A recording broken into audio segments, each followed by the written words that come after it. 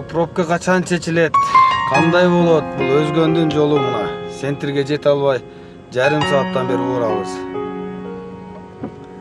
Пробканы билбейм. Өзгөнүн бийликтери чечеби, чечпейби.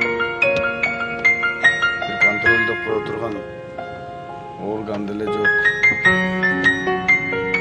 Бул центрдин светофорунда эмне пробка болуп атат? Азыр чогуу байкап көрөбүз го.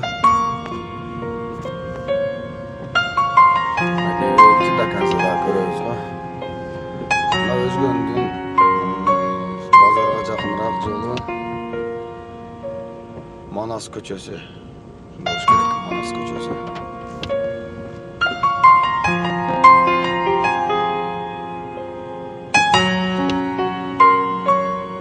Пробка. Бул пробка качан токтойт?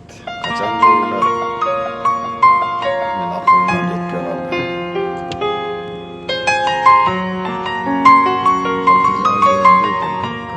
Ушинтип куурап секин жыла беребиз.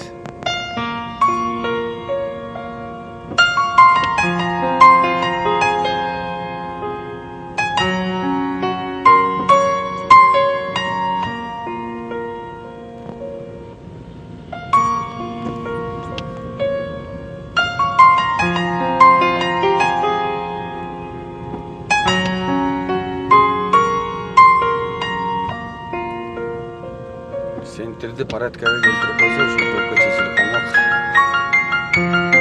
Центрде порядка жок. Значит, бул жагда пробка. Эми өзгөнгө канализация киргизип атыптыр эми. Жолдо кыймак болмой айтпаңыздар эми. Машина эмес, адам зорго баса турган жол болуп калыптыр.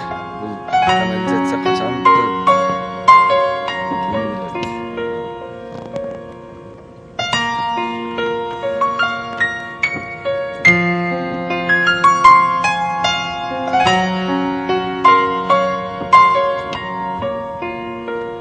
Центрге жакындап калдык, байкап көрөбүз го. Центрде кандай иш жүрүп атат? Машиналар кандай пробка болуп атат? Бир машинадан айланып калган машиналардан пробкада туруп калат да. Ошол себептен ГАИ кызматкерлери кичине центрде порядкалап койсо, ордордуна коюп койсо эле пробка кичине мындан баягы жүрүп калмакпы дейм. Менин жеке оюм.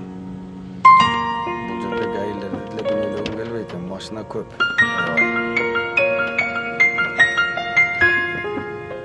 Машинаны алып келип атабыз, Кыргызстандын ичине кантип батырабыз.